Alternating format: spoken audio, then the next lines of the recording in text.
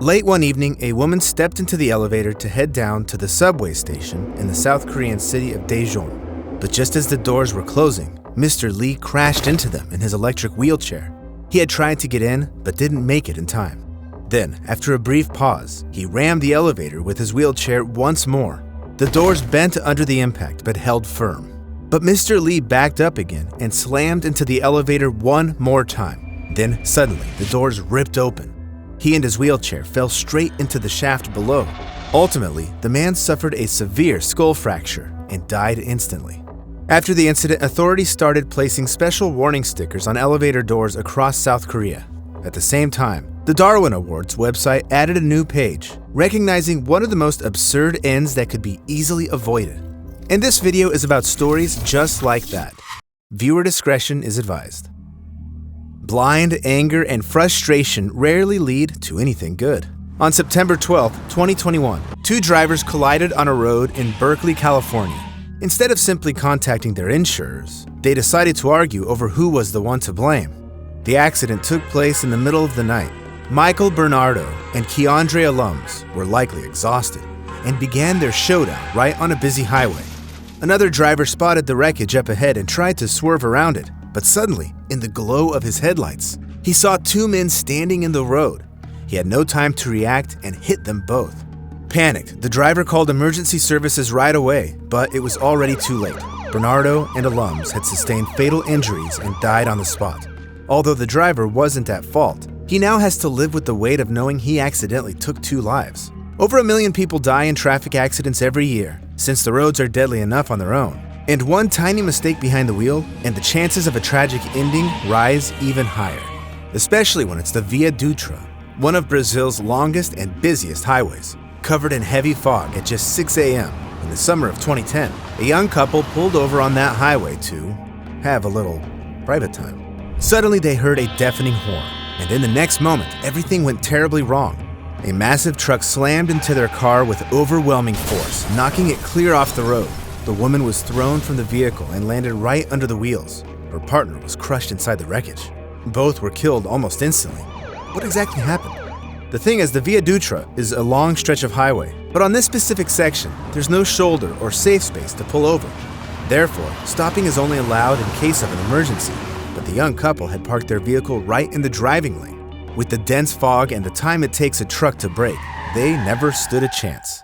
Unfortunately, people often ignore the rules and common sense when a moment of pleasure gets in their way. For 58-year-old Michael Warner from Texas, that pleasure was nothing but alcohol. In fact, he was addicted, and by that point probably didn't even enjoy it anymore. Moreover, he couldn't drink it the normal way due to a throat condition. The exact diagnosis, unfortunately, is unclear. Still, how was he still consuming alcohol, you might ask? Well, he used an enema. Here's the thing, when we drink alcohol, it first enters the stomach, where a special enzyme begins breaking it down, making it less toxic for the body. Since ethanol, the active ingredient in alcohol, is essentially a poison. However, the lower part of the digestive tract doesn't have the enzyme, so when alcohol is consumed rectally, it skips the body's first line of defense and goes straight into the bloodstream with no filtering. That makes enema a much riskier way to consume alcohol. But Michael didn't care. His addiction demanded another dose. On the night of May 21st, 2004, Michael's wife Tammy Jean Warner gave him an enema filled with 3 liters of sherry, an alcoholic drink much stronger than wine. Once ethanol surged through his body, Michael lost consciousness, but the alcohol kept flowing into his intestines, with his body absorbing it even after he passed out. By the time Tammy Jean checked on her husband, he was already gone. When doctors ran the blood test, they were stunned. Michael's blood alcohol concentration was 0.47%. That's the threshold of alcohol poisoning, a level doctors refer to as the death zone. In fact, that amount of ethanol was nearly enough to embalm a body. Tammy Jean was charged with manslaughter, but the case was later dropped due to a lack of evidence. Yet she was also accused of destroying Michael's will. But whatever the legal outcome, one thing's clear. Both of them had at least some idea of how risky their actions were, just like the next person in this video.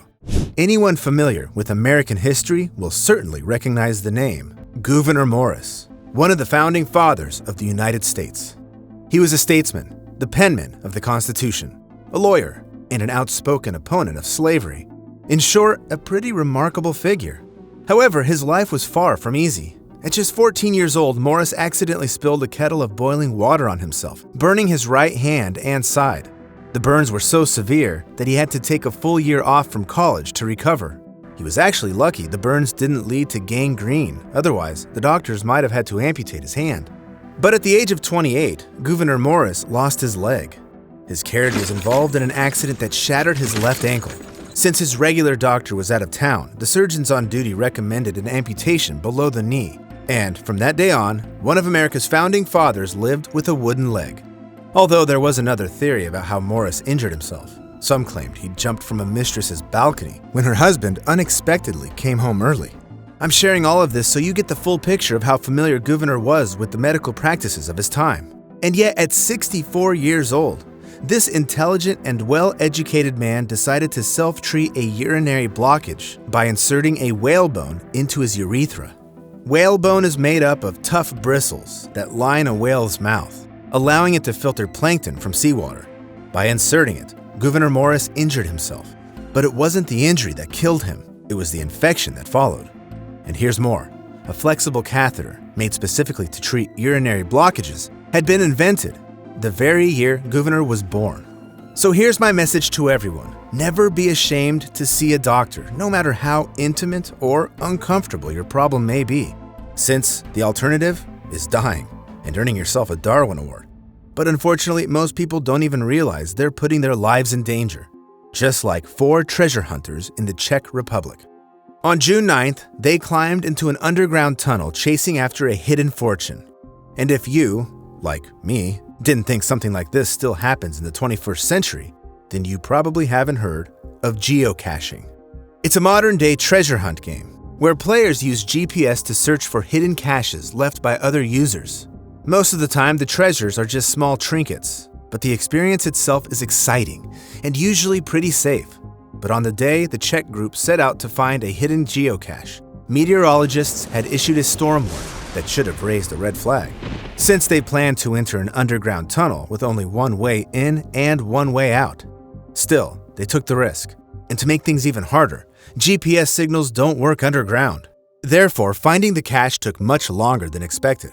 Meanwhile, heavy rain hit Prague, turning the tunnel entrance into a roaring waterfall and then into a steady, unstoppable stream.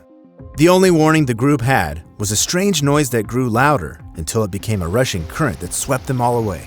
They were slammed against the walls, dragged along the rocky tunnel floor, and completely submerged under the rising water.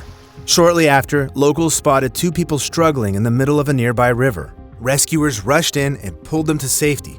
A young man and woman who kept asking, "Where's my boyfriend?" Only then did rescuers realize that 2 others were still trapped in the flooded tunnels. Rescue boats searched the river in every direction, hoping to spot the remaining geocachers. And after several hours, they finally did. But it was only one person with no signs of life. The weather made it impossible for divers to enter the tunnels, so the search for the 4th person didn't resume until the next morning. It took nearly a week, but eventually, a man's body was found floating in the river. Sure, modern-day treasure hunting isn't as dangerous as it was in the past, or as Hollywood makes it seem. But that doesn't mean it's completely risk-free. And speaking of movies, if you've ever watched a classic Western, you've definitely seen a scene where a lone cowboy gets off his horse and presses his ear to the ground, listening for the distant sound of other riders approaching. In July of 2002, a 46-year-old man from Romania decided to find out whether that trick actually works. Or maybe he wasn't thinking about Westerns at all, but for some unknown reason, he put his ear to a railway track, probably trying to hear if a train was coming. Sadly, the trick didn't work, since the poor man didn't even have time to move before the train hit him. It was just simple curiosity, but it turned deadly when he didn't think about the consequences. Just like Michael John Drake, who definitely wasn't a reckless fool. He was the head of the geography department and a skilled college administrator in Johannesburg. But even he wasn't immune to making one fatal mistake.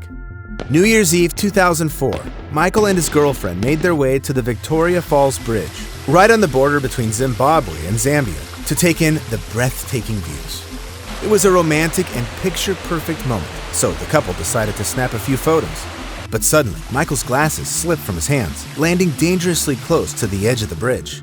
He had poor eyesight and couldn't properly enjoy the view without them, so he knelt down, carefully, and reached for the glasses. But the bridge's surface was extremely slick with mist from the waterfall. So, Michael slipped, lost his balance, and fell over the railing.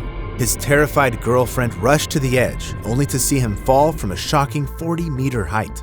She called for help right away, but there was nothing they could do except send a helicopter to retrieve Michael's body. It was a tragic accident caused by a single careless moment.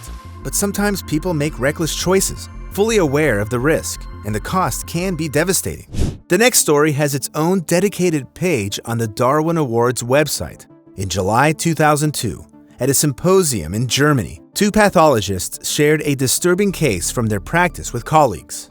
A man, whose name was not disclosed, found a World War II-era hand grenade and became curious about how it was built. But instead of looking up schemes or researching them online, he chose a different approach. He clamped the grenade in a vise and tried to cut it in half using a circular saw. Then, suddenly, it exploded. That's how the man made it onto the pathologist's table. And what truly stunned them was that his skull was nearly empty. Not just from the blast, or so they suspected, if you know what I mean. Unfortunately, I couldn't find any official news reports on the incident. But honestly, it's hard to doubt it, especially when you hear what happened in the next story. In November 2017, Sasha, a 26-year-old man from Russia, wanted to impress his friend. But instead of an innocent joke, he chose something dangerous. He sent a selfie holding a hand grenade with the pin already pulled. His friend replied instantly, telling Sasha to stop messing around and asking where he was. But he never got a response. Since while sitting in his car, Sasha started to panic, desperately trying to put the pin back in.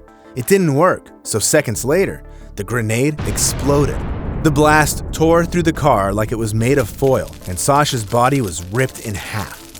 It was an F-1 Soviet hand grenade loaded with 60 grams of TNT. When it detonates, its casing shatters into hundreds of razor-sharp shards, flying at 700 meters per second and reaching distances of up to 200 meters. Anything alive within 5 meters of the blast is almost guaranteed to die. And Sasha was holding that deadly weapon of war right in his hands, just to impress someone. But showing off often comes at a brutal price. August 1999. A 27-year-old man approached the edge of a cliff high above Scrinkle Haven Beach. But he wasn't alone. A group of teenage boys had already gathered at the top. Scrinkle Haven is a cove in Wales known for its steep, towering cliffs. And that's exactly what caught the man's attention. Maybe he recalled how reckless and bold he used to be at that age, just like the teenagers standing nearby. And so, he decided to impress them. He stepped to the edge of the 25-meter cliff, glanced down for a moment, and made a jump. The stunned teens rushed to the edge, expecting to see a spectacular dive. But something was clearly wrong. Without hesitating, two of them, just 14 and 11 years old, scrambled down and swam toward the man. Still, he was unconscious and showing no signs of life. The boys called for help, and rescuers airlifted the man to the hospital by helicopter. But it was too late to save him. His body had already suffered fatal injuries from the impact with the water. In case you didn't know, or just forgot, water has resistance, so let me remind you how it works. If you jump from a height of 25 meters into water, you'll hit the surface at around 80 kilometers per hour. At that speed, water feels almost like a solid because its molecules are tightly packed and close together. So, when you throw something heavy into water at high speed, the molecules resist, creating a powerful impact. In that moment, water feels more like concrete than liquid. And there's one more thing about water you should never forget. It conducts electricity. But a man named Rodney, who loved riding jet skis, seemed to have forgotten that particular lesson from early physics class. On a hot day, August 23, 1999, Rodney was out on Lake Washington near Seattle, tearing across the water on his jet ski. After countless laps, the battery on his watercraft began to die, but Rodney wasn't worried. He had a backup plan. So he pulled up near the shore of a lakeside park, grabbed the charger from his car, and plugged it into a nearby outlet. Then he stretched the cables across his jet ski. With both wires in hand, Rodney jumped onto the wet seat. In that instant, a jolt of electricity surged through his body. And here's the thing. Plenty of people have survived even stronger electric shocks. But in Rodney's case, water became that major aggravating factor. Liquid acts as a powerful conductor of electricity, reducing the body's natural resistance by nearly 100 times. I'll admit, the electricity chapter in physics class wasn't my favorite either. But if there's one simple thing to remember, it's that there's no safe voltage when it comes to the human body. Knowing this rule alone could dramatically increase your chances of survival. In fact, school taught us a lot of useful stuff meant to protect us, like the basic fact that venomous snakes are, well, venomous. But for some reason, David Riston from Maryland decided to ignore that basic rule, along with a state law that clearly forbids keeping venomous animals at home. David had turned his house into a serpent sanctuary with at least 124 snakes living under his roof. His aquariums housed everything from massive pythons to rattlesnakes, cobras, black mambas, even a spitting cobra, which quite literally can spray venom up to 3 meters away. It's definitely a strange passion, but, well, everyone's into something. And to be fair, David seemed to follow safety protocols, keeping the dangerous reptiles in locked enclosures. But even that wasn't enough to save him. On January 19, 2022, a neighbor grew concerned that David hadn't been seen in a while and called the police. Officers inspected the house from the outside and then decided to break down the door. Inside the house, they found David's lifeless body, and once they saw the sheer number of snakes he lived with, the cause of death seemed immediately clear. The coroner later confirmed that the man indeed had died from a venomous snake bite. Whether the snake escaped its enclosure or David took it out himself, no one knows for sure. But he must have understood all the risks of living in a house filled with deadly reptiles. So never ignore the basics. A little science and common sense can go a long way when it comes to survival. And how about you? Have you ever been in a risky situation over something small or silly? If so, share it in the comments, since your story might help someone else avoid the same danger.